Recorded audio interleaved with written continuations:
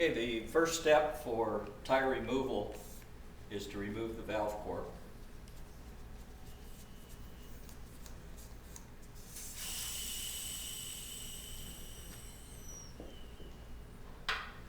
The next step is to determine which side the tire will be removed from.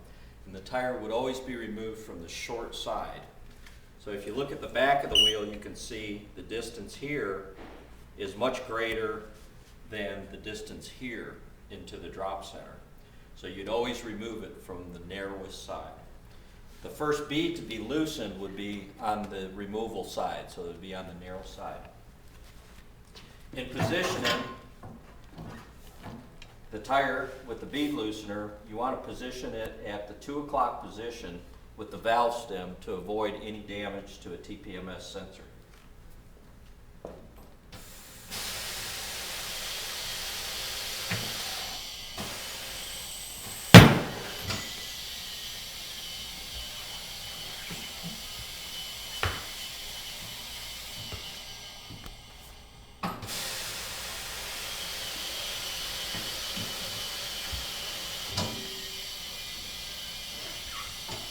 And rotate to the back side of the wheel, or the wide area.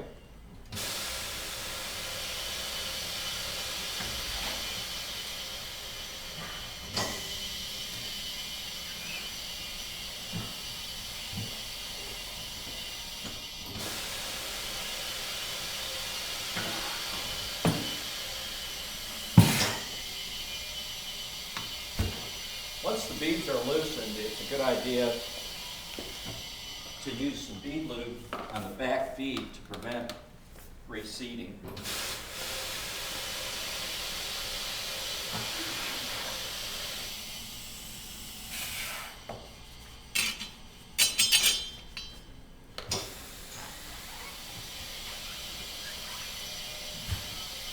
In clamping the wheel, you can either clamp externally from the outside or internally from the inside. On this, with a steel wheel, it really doesn't matter the way it's clamped, so we're going to clamp it from the inside out or internally. The clamp pedal is positioned on the left, and it has either an up position to expand your clamps or a down position to retract your clamps. There is a neutral position in the middle, and by design it goes up for one direction and down for the other. Once it's clamped into position, we're going to lubricate the beads. This is very important both in removal and installation.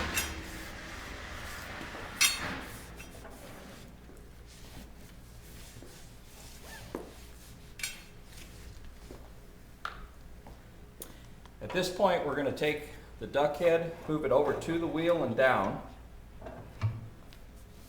And we want to adjust our diameter knob to give it about an 1/8 of an inch gap. And then we raise our lock lever up, and it should actually have an air gap where there's an air gap between the tire and the wheel.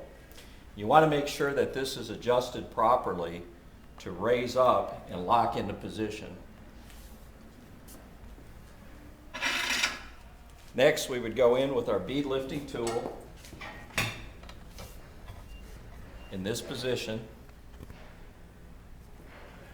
Push down on the opposite side into the drop center. Raise the tool and remove. Go to your far right pedal, rotation pedal, to remove the first bead.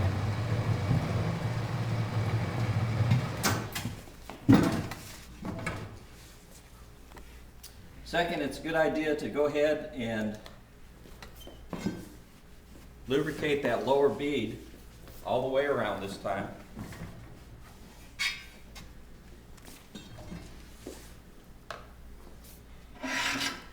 We're going to go back into the tire to grab that second bead and make sure that the tire on the opposite side is in the drop center.